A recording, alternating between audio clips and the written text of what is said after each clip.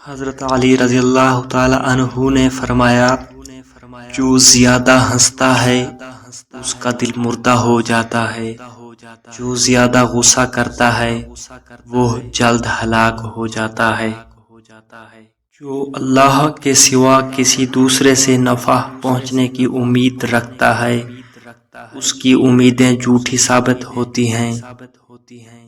کوشش کرو کہ تم دنیا میں رہو، دنیا تم میں نہ رہے، کیونکہ کشتی جب تک پانی میں رہتی ہے خوب تیرتی ہے، لیکن جب پانی کشتی میں آ جائے تو وہ ڈوب جاتی ہے۔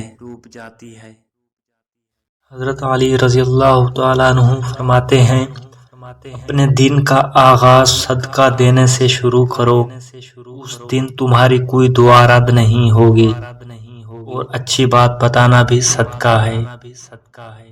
غلط بات پر غصہ آنا شرافت کی نشانی ہے، لیکن غصے کو پی جانا مومن کی نشانی ہے۔ انسان کا اپنے دشمن سے انتقام کا سب سے اچھا طریقہ یہ ہے کہ وہ اپنی خوبیوں میں اضافہ کرے۔ جو تم کو خوشی میں یاد آئے سمجھو تم اس سے محبت کرتے ہو، اور جو تم کو غم میں یاد آئے تو سمجھو وہ تم سے محبت کرتا ہے۔ اگر کوئی آپ کی فکر کرتا ہے تو اس کی قدر کرو، کہ دنیا میں تماشائی زیادہ اور فکر کرنے والے بہت کم ہوتے ہیں۔ دولت، رتبہ اور اختیار ملنے سے انسان بدلتا نہیں، اس کا اصل چہرہ سامنے آ جاتا ہے۔ محبت دور کے لوگوں کو قریب، عداوت قریب کے لوگوں کو دور کر دیتی ہے۔ برے انسان کی صحبت سے پرہیز کرو، کیونکہ وہ تلوار کی طرح ہے، دیکھنے میں خوبصورت اور اثر میں خطرناک ہے۔ حضرت علی رضی اللہ تعالیٰ عنہ سے کسی نے پوچھا، اگر کوئی اپنا ہمیں بھول جائے تو کیا کیا جائے؟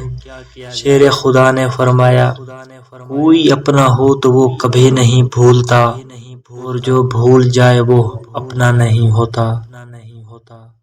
جہاں آپ کی عزت نہ ہو وہاں مت جاؤ، چاہے وہاں کھانا آپ کو سونے کی پلیٹ اور چاندی کے چمچ میں ہی کیوں نہ دیا جائے۔ بے شک دنیا اور آخرت کی مثال ایسی ہے جیسے ایک شخص کی دو بیویاں ہوں، ایک کو راضی کرتا ہے تو دوسری روٹھ جاتی ہے۔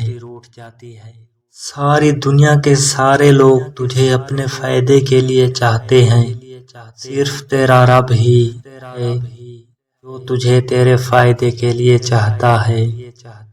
انسان کی تمام پریشانیاں دو باتوں کی وجہ سے ہیں، دیر سے زیادہ چاہتا ہے، وقت سے پہلے چاہتا ہے۔ صبر ایک ایسی سواری ہے جو اپنے سوار کو گرنے نہیں دیتی، نہ کسی کے قدموں میں، نہ کسی کی نظروں سے۔ کسی چیز سے بالکل نا امید ہو جانا اس کی طلب میں ذلت اٹھانے سے کہیں بہتر ہے۔ دو اعمال ایسے ہیں جن کا ثواب کبھی تولا نہیں جا سکتا، معاف کرنا